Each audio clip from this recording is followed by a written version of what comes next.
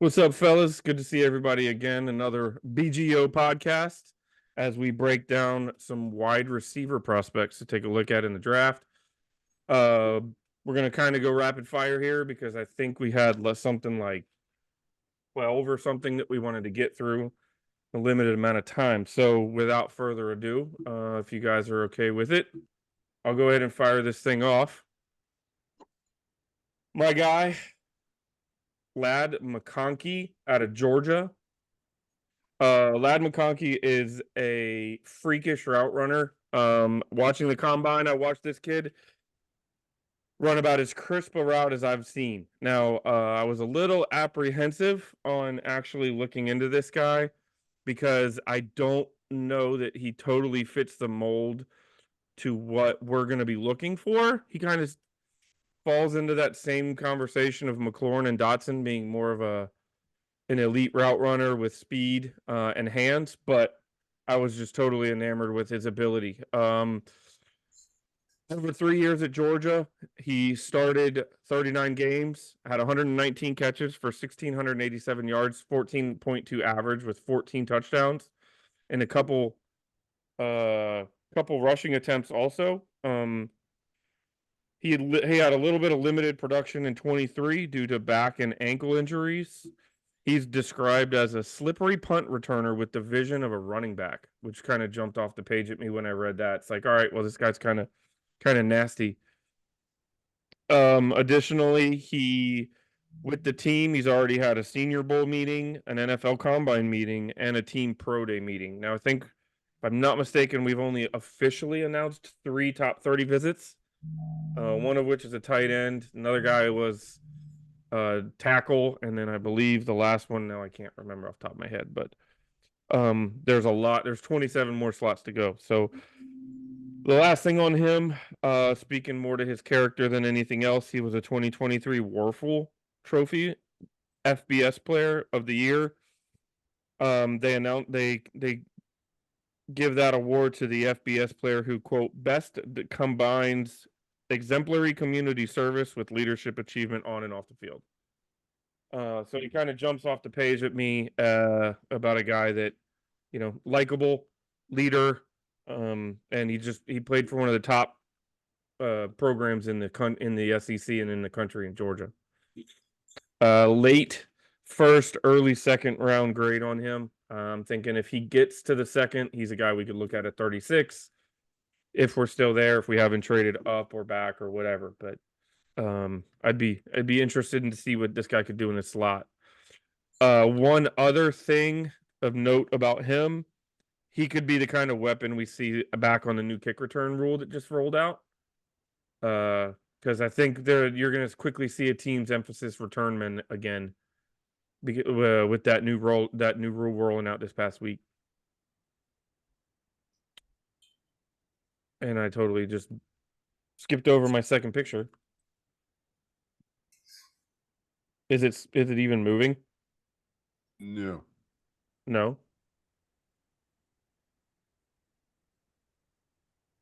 Well, he's a good-looking kid. We can just sit here and talk about him a little bit. If you want to. I don't know why it's not moving. There, better. There we go.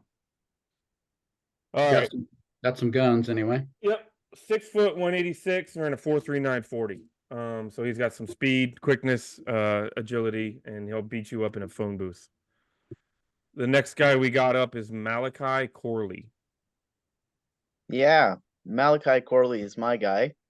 When I selected the guys that I wanted to talk about, I basically took it from the perspective of we're probably looking for a slot option. We're probably at some point going to be looking to get someone that is going to replace Curtis Samuel. Malachi Corley is 5'11", 210 pounds. So he's a wide receiver that's more built like a running back. But what I really, really like about the guy is that he is super, super physical. I've watched a lot of his videos and whatnot, and I mean, he just exudes toughness. He also shows a great willingness to block as a wide receiver. I mean, I'd sign up for those guys every day of the week. Throughout his career, he's been a guy that has been used for easy targets. So, get the ball in his hands and then use your athleticism to make some noise and have an impact. He's got really, really amazing short area burst. He's put up monster numbers in college. I got a few things written down here. It's just like the numbers are mind blowing. 253 receptions over his last 3 years, over 2,900 receiving yards totaled in his last 3 years, and 29 touchdowns in that 3 year span. So I mean, the guy puts up numbers at an insane rate. He's been utilized mostly on hitches, slants, screens. Over 60% of his routes are of that nature. He's got an average depth of his targets has been only 6.1 yards, but crazy stat is the fact that he averages almost a first down after the catch. He's averaged 8.5 yards after the catch in his college career, which is pretty crazy. He's known as the Yak King. He's drawn comparables to Deebo Samuel. I guess the concern with this guy is, can he be a well-rounded receiver in the NFL? Is he going to be able to work downfield? Those types of things. Or is he going to just be like a underneath gadget guy? I guess at the end of the day, when you're looking at Malachi Corley, he's more of a day two player. He's definitely not a complete player, but if you play to his strengths, he can really have a excellent role within your offense. I kind of think of him along the lines of like a Wes Welker type. You need 4 to 6 yards on a third down, put the ball in his hands quickly, and chances are 8 times out of 10, you'll probably get a first down. The team has had a lot of interest in him. They've met with him at the Senior Bowl, at the Combine, at his team pro day. So I think it's pretty obvious that we're going to be looking for a slot option, and I think he can be a pretty intriguing one. Good job. Very cool. Very cool. Next up, we will run down Tez Walker. Yeah. And Paul Don't seem so Paul- excited, Bob. Paul may have just made me look silly because he made a great case for looking for a slot receiver. In my head, I've got Jahan Dotson playing in the slot quite a bit, and I'm looking for a guy to blow the top off the off the deep routes. Kingsbury likes his deep balls, and so I was looking for a big guy. For years we've talked about the fact that we don't have size in the wide receiver room. And so one of the prerequisites for both the guys I wanted to talk about tonight was size. Tez is 6'2", 183 or 193, runs a 4.36 40. The dude is a serious vertical threat, who gets most of his separation just from flat out flying downfield. He's got what I saw referred to a couple of places as like the full package of size, speed, length, and explosiveness for what you look for in a downfield threat kind of a wide receiver. And what really caught my attention was in his final 2 years of college, sophomore year at Weber, and then his junior year at UNC, the quarterback rating when targeting Tez is over 114. The guy catches the ball that's thrown. He's got great eye-hand coordination. He adjusts fantastically well to the ball in flight. Places where he may have some problems, he lacks the full NFL route tree because he's typically been a long ball specialist. So there's going to be quite a bit of work to improve on the short and underneath stuff, and even the intermediate stuff. But he's got great hands. If the ball's within his catch radius, he's generally speaking going to come down with it. He's pretty solid at contested catches. It's just that shorter game that's going to be a problem. But I think when you've got Dotson and McLaurin on the team, you kind of got the shorter game figured out, at least for the most part. And I was looking for somebody to open up some more of that underneath stuff by pushing the safeties back. So you mean he's more than De'Ami Brown? Well, and I got to tell you, I had my moments looking at tape because the dude's wearing UNC colors that I kept seeing. I had De'Ami Brown flashbacks, and of course Brown's still on the roster and he's still a speed demon. So there's no telling. I mean, maybe they think they've got their guy. I don't know, but we kept Bobby Ingram. You've got to think that Bobby Ingram is in Peter's ear, telling him what he thinks is the real stuff about every guy that's on the roster, right? So, we've got legit insider information from previous years because we kept that coaching position. Mm-hmm. Well, the next guy we got is an absolute burner, Xavier Worthy. Xavier Worthy. Hey, if you guys are still with us up to this point, do us a favor, hit the like button, hit the subscribe button, and leave some comments if you would. We'd love to get comments. Xavier Worthy is a junior out of Texas, and he measures in at 5'11", 165 pounds. But you often hear the term plus athlete. Well, he's a plus athlete. Electrically explosive. He ran a 4.2 140 at the combine, and he has a 41-inch vertical at 5'11". He's a natural playmaker at his best with the ball in his hands. If you give him a little cushion, he's going to beat you. Not just a deep threat, he's a nightmare to defend on slants. He's a fluid athlete, will stretch the field, breeze past defenders, has a quick first step, and gets to his top speed in a hurry, obviously. He's a skilled route runner, plays with a smoothness and balance, shows a knack for setting up defensive backs, reliable hands, and despite his size, he shows the willingness to make catches in traffic over the middle. He also has experience as a punt returner. Some limitations are that NFL defenders will be able to knock him off his route because of the slight frame, and it also presents a major injury risk. He doesn't have the size to consistently win on the outside, but can be productive working the middle of the field and as a return man. Now, I'm sitting in for brother Mark tonight, and I'm going to give Mark's take from what he would have said if he were here. So you just have to imagine that this is Mark's voice. And I don't have any whiskey to make a little more dulcet tone out of it. He has not just top end speed, but functional speed. If you watch him run go routes, notice the Tesla acceleration as soon as he gets the defender on his hip.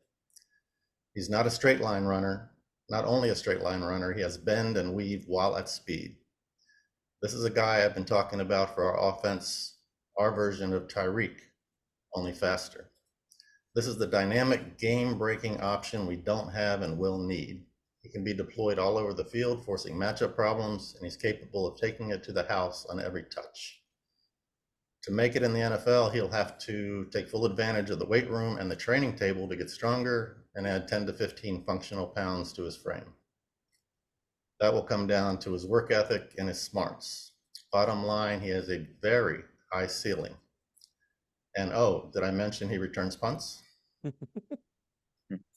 Nice. Yes, you did, Mark.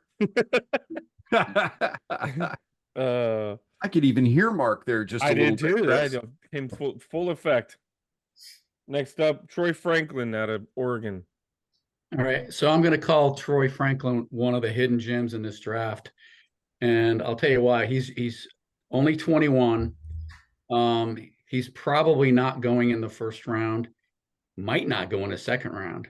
But he is. I picked an outside guy, and then later I'll talk about the slot guy that I want. And I don't think we're set at slot by a long shot because none of our guys can hold on to the ball consistently, including Mr. Dotson, who I think played himself down the roster quite a bit last year. So I'm not sold on him. But anyway, Troy Franklin, I've envisioned him as that outside guy that you match up with Terry McLaurin, and a guy that's going to create so much separation and a downfield threat that it's going to open up the entire middle of all the underneath stuff for us.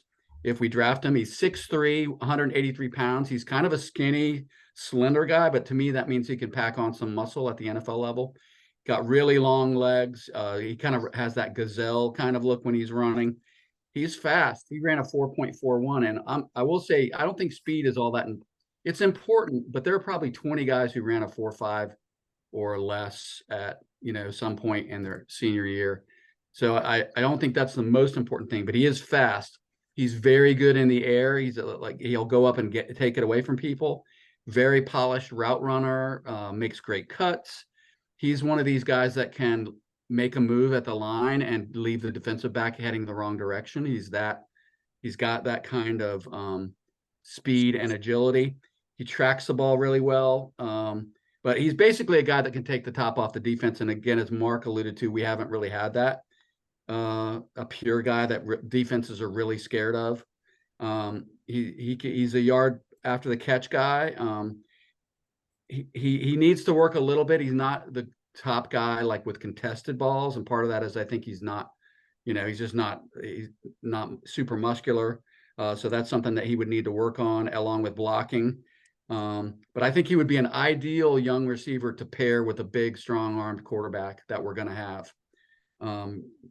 Remains to be seen what his name is, but we're going to have somebody that can put the ball downfield, and this guy would be a great target. He's one of those guys he's just a natural, dangerous ass receiver, and he's got those qualities that you cannot teach. The comparison, although I hate comparisons that I've heard, is Chris Olave. Not a bad comparison. And in 2023, just to give you an idea of his production, 81 receptions, almost 1,400 yards, 17.1 yards per catch, and 14 touchdowns. So that just screams big-time playmaker to me. So I love Troy Franklin. I think he's there for the taking, possibly even as late as the 3rd round. That's what I got. Very nice.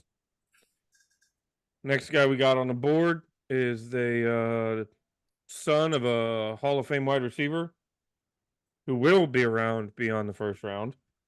Brendan Rice, USC. Obviously, the last name drew me to him first. The second thing that drew me to him was USC.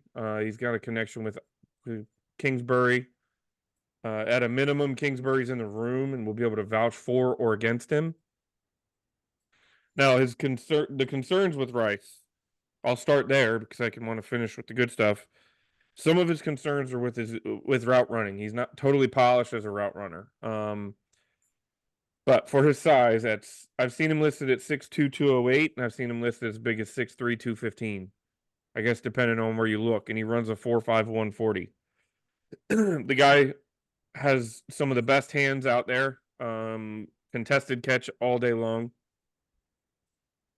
In addition to that, obviously, if you didn't pick up on it, son of Jerry Rice. He ran track in high school, though. Ran a 10.78 in the 100-meter dash. He was clocked in one game at running 23.7 miles an hour. So the thing with him is not speed, it's acceleration, which I think he can work on and pick up a little bit if he needs to shave off a tenth or so off of that 40 time. Freshman and sophomore year, he was at Colorado.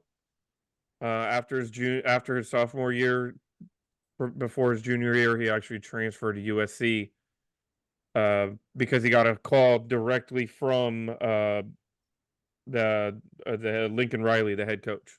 He said, "You get that phone call, you got to go." His NFL comparison is George Pickens, which isn't the worst thing in the world. And he's already got top 30 visits with Arizona, Carolina, and Philly. And he's already met with Washington at the Senior Bowl, the NFL Combine, and during the Team Pro Day. One other little thing of note, he was the first one to talk about his issues with ball control. He's had some fumble issues in the past. In an interview with Rich Eisen, he actually said he needed to work on that. So it seems like he is pretty self-aware. And with playing with Caleb Williams, if you watch the film, it's blatantly obvious that he understands the play is not over. There were a handful of plays, probably 3 or 4 of his 12 touchdowns in 2023 were on scramble drill plays where he extended the play, identified the quarterback, and worked back towards the quarterback where he could where he flashed open and made himself available. In his senior year at USC, he had in 12 games, he had 45 catches for 791 yards, which pops at 17.6 yards per catch, and as I said, 12 TDs. So he was scoring on 30% of his catches. Obviously, the tutelage of Jerry Rice would be big as he grows and develops as a wide receiver. But I just think he is set up to be an outside guy. You can move Terry around, you can put Jahan inside, but he is an outside X receiver all day, every day. That's all I got. Next up is Malik Washington. UVA. Yeah, I was thinking about you, John, when I picked him. I almost feel like I should have passed him on. But anyways, I chose Malik Washington. I chose two guys tonight at receiver who are pretty much cut from the same cloth. So a few of the things that I'm going to say about him, you've heard me already say about Malachi Corley. But again, I think it's going to be a priority at some point for our team in the draft. With Malik Washington, he does a lot of the same things as Malachi Corley, but he's a player that you can probably acquire at a discount in a lower round, and he gives you a lot of the same things as Corley. Washington's probably a day 3 guy, but he's kind of one of the guys that I'm rooting for in this draft and kind of one of the players that I find pretty intriguing. He's 5'8", 195 pounds, so he's a pretty small guy. He didn't really do much throughout the first part of his college career. He played at Northwestern, and he was a pedestrian receiver, to put it at best. He exploded last year as a fifth-year senior in Virginia. He had over 1,400 receiving yards, 110 catches, and 9 touchdowns. And he was a leading receiver in the ACC. So he really made a name for himself and put himself on the map last year. Some of the things I really like about him, and their qualities that I think make really great receivers: reliable hands, ability to extend plays. Over and above that, he's got so many awesome intangibles that I think add to the dynamic and add to the character of your football team. He's a willing and tough blocker, despite the fact that he's a little guy. He's been applauded for his work ethic, for his football IQ. He's considered to be a clutch player, someone who makes plays in the biggest of moments. In some regards, that reminds me of a guy we already have on our roster, Terry McLaurin, especially when you think of the work ethic, the football IQ, the ability to make plays in the clutch. He's also considered to be a really good route runner. He's got great agility. But the thing over and above all of that that I think is most impressive about this guy, and probably the thing that draws me to him the most, is that when you watch him, he's always breaking tackles. I think one of the things that you're going to hear if this guy makes a name for himself in the NFL, when you're watching him on Sundays, you're going to hear the announcers say, Malik Washington, the guy's still on his feet, still on his feet, still on his feet. He's a little guy, but he's not an easy takedown. He's always fighting for an extra inch. I was doing some reading on him, and he had a pretty cool quote. He said, "Give me the ball at 5 yards and we'll go 40. But don't kid yourself. Those 40 yards are not always coming easily. He's working for it." And again, he's never ever giving up on a play. And I think that's just an awesome element and something that really intrigues me about him as a player. He added kick return duties to his repertoire last year in Virginia, and Derek already alluded to this earlier. I think teams are going to put more of a premium on this with the new kickoff rules. So he might be able to be a long-term solution at that spot for us down the road. Obviously, he's got some concerns, especially and in particular working against bigger corners in the NFL. He's not going to be your 3-level receiver. He's going to be that guy that's catching the ball near the line of scrimmage, shorter routes. And that might not necessarily be a bad thing with a rookie quarterback, right? Sometimes you need that safety valve. So overall, just to sum it up, I think the intangibles of Malik Washington make him give you a bit more than your typical slot guy. He's that short area chain mover. Our team was like 24th, 25th in the NFL last year at converting third downs. We were just over 35%. I think we need a guy like this that, again, get the ball in his hands, get us those 4 or 5 yards on third down. Small receivers have traditionally done well in Washington. Gary Clark was like 5'9". Santana Moss is one of my favorite players during the Snyder years. We all know about the Smurfs. Let's give another short, small receiver a chance. And I also think it would be pretty cool to have a guy that has his name, say Washington, on the back of a Washington jersey, kind of like Joe Washington. Nice. Very cool. Next up, Johnny Wilson. Yeah, this guy intrigues me. So, with my first pick, I picked a vertical threat via speed. This guy's a vertical threat because he's vertical. Dude is 6'6", 231. I've actually seen a couple of places where they called him 6'7". So I have no clue which he is, but it doesn't matter. The guy is a one of the phrases that caught my attention was high point specialist. Nobody beats this guy. So to start with, he's 6'6" or 6'7", and he's got a 35-inch vertical leap. There's not a cornerback in the league that's beating this guy to a lofted football.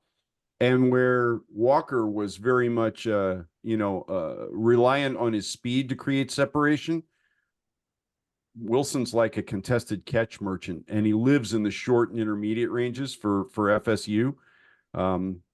The word elite was used multiple times in multiple reviews of this guy that I saw. Elite spatial awareness and ball skills.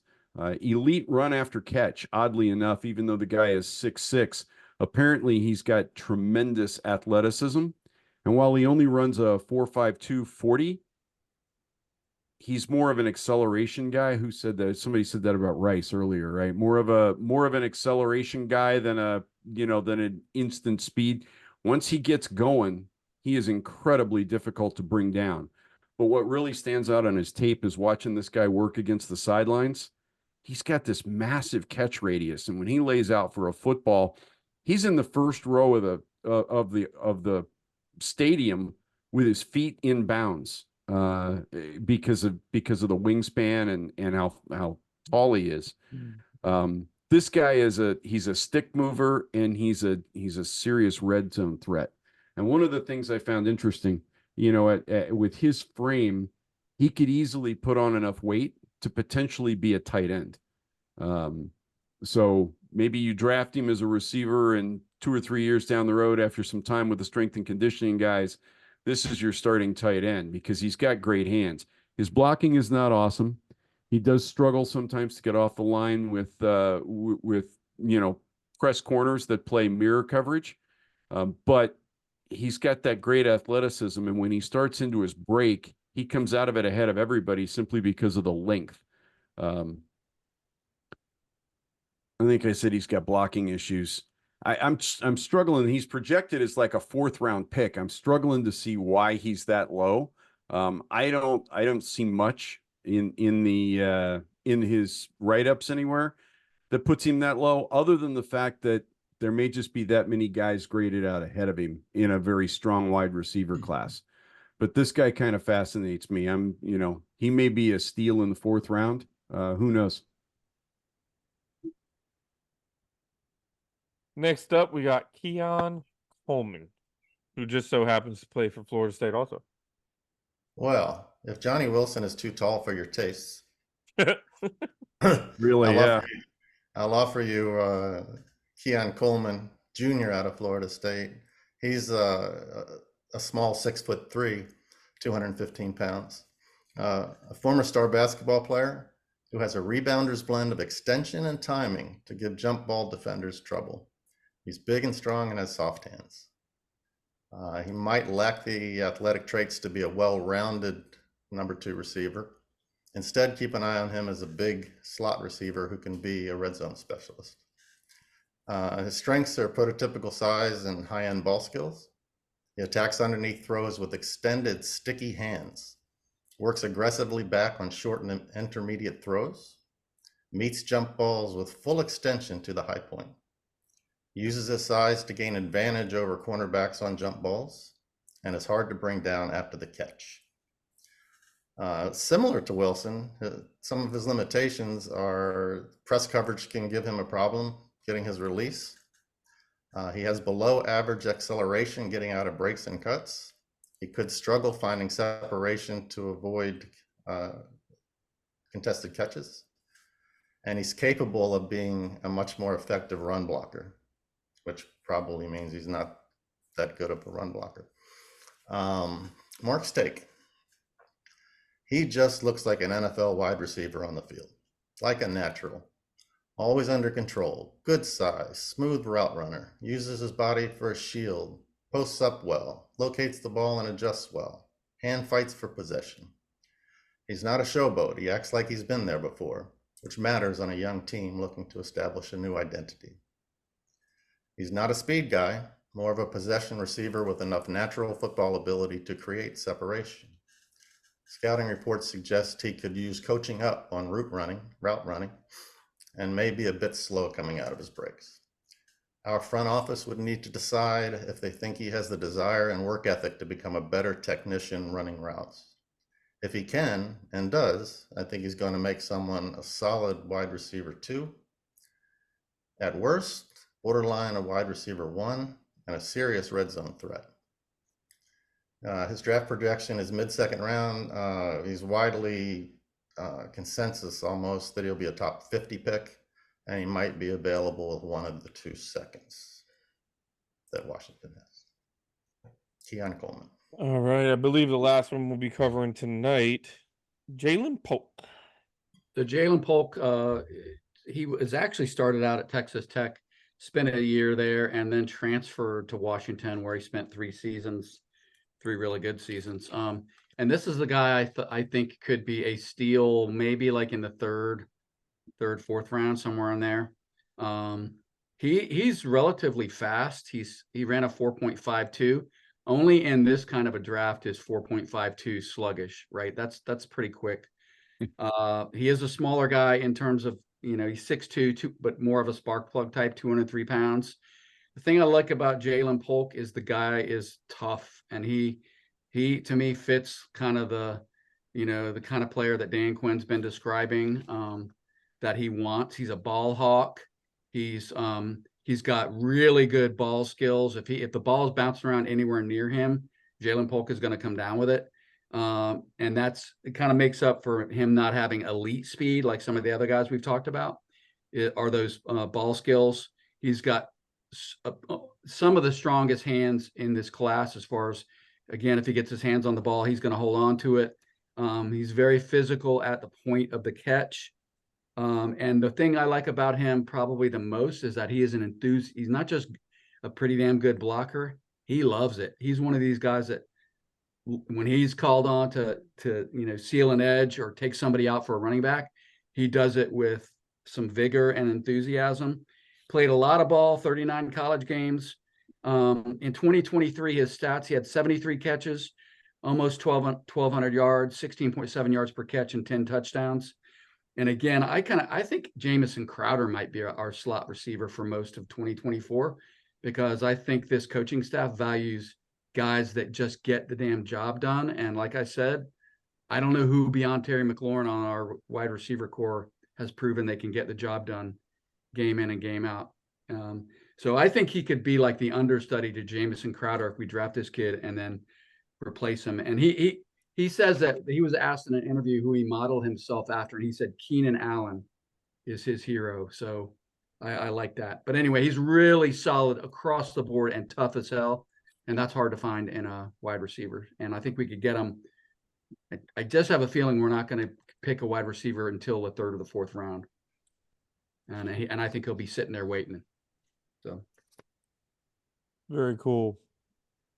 Well, I'm sure we barely even scratched the surface. I don't know about you guys, but when I was doing research, it was, I could talk about that guy. I could talk about that guy. I could talk about that guy. I could talk about that guy. We didn't even talk about any of the 1st-round wide receivers. I think, obviously Marvin Harrison, Malik Neighbors, Brian Thomas Jr., the other guy from LSU, might end up being the best wide receiver in this draft, who just happens to be like 6'4", 225 and runs a 4.3 40. So there's a lot of guys that we didn't even touch on that. So it's going to be a hard press to figure out exactly what this team's thinking when it comes to wide receivers. So in a couple days, we'll be releasing a pod on the top tight end candidates. So make sure you check that out. We think that'll probably be out on Friday. And we're trying to do a good job of talking about the guys that are more likely for us to draft, because you can learn about those other guys anywhere. But it's going to be the guys like, who is that guy? Like we had that reaction, I think, with Jahan Dotson a couple of years ago, where none of us knew who the hell he was, and we should have. So. Well, thanks for listening. If you made it this far, please remember to like and subscribe. Hit the YouTube. Again, we're on Twitter, Facebook, Instagram, all of it. And of course, you can find us at bgobsession.com. Stop by, join up, mix, get involved. We'd love to hear from everybody. So thanks for listening. Peace. Okay.